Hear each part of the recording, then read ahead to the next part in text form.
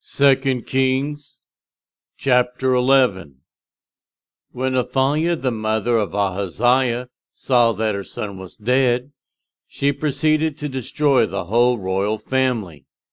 But Jehosheba, the daughter of King Jehoram and sister of Ahaziah, took Joash son of Ahaziah and stole him away from among the royal princes, who were about to be murdered.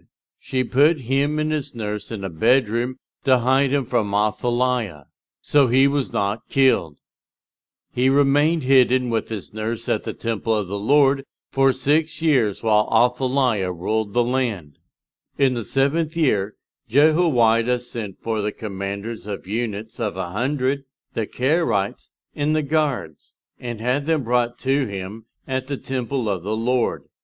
He made a covenant with them and put them under oath at the temple of the Lord. Then he showed them the king's son. He commanded them, saying, "This is what you are to do. You who are in the 3 companies that are going on duty on the Sabbath, a third of you guarding the royal palace, a third at the Sur gate, and a third at the gate behind the guard, who take turns guarding the temple. And you who are in the other 2 companies that normally go off Sabbath duty are all to guard the temple of the king. Station yourselves around the king, each of you with weapon in hand.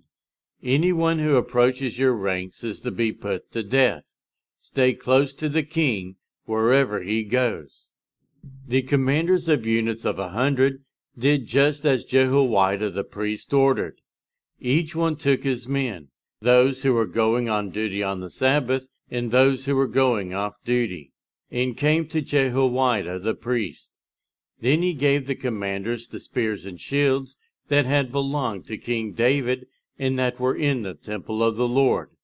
The guards, each with weapon in hand, stationed themselves around the king, near the altar in the temple, from the south side to the north side of the temple.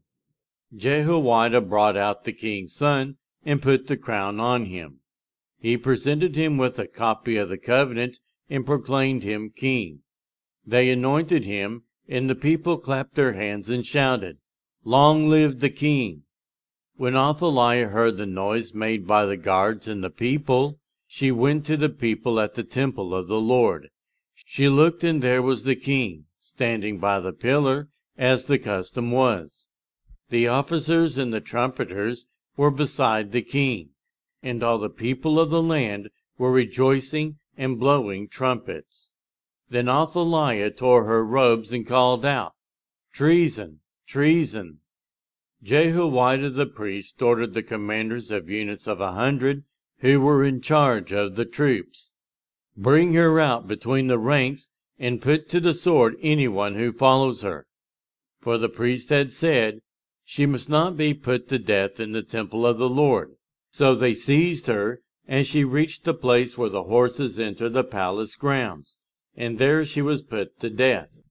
Jehoiada then made a covenant between the Lord and the king and people that they would be the Lord's people. He also made a covenant between the king and the people. All the people of the land went to the temple of Baal and tore it down. They smashed the altars and idols to pieces and killed Matan the priest of Baal in front of the altars. Then Jehoiada the priest posted guards at the temple of the Lord.